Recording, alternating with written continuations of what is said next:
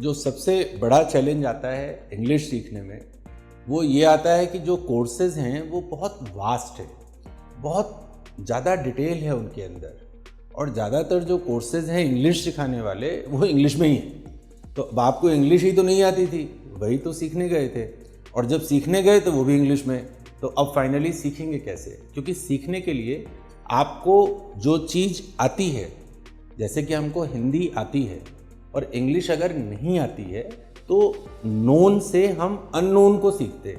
तो इंग्लिश ही सीखने जाना था और इंग्लिश में ही सीखा तो बहुत मुश्किल आती।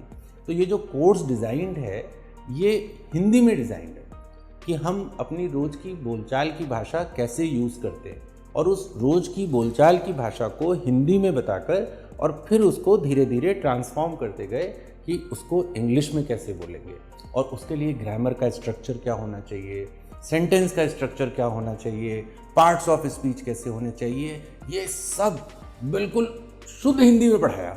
तो शुद्ध हिंदी में समझिए और उसको इंग्लिश के अंदर कैसे ट्रांसफॉर्म करना है, ये इस कोर्स का सोल है। तो लर्न इंग्लिश इन हिंदी।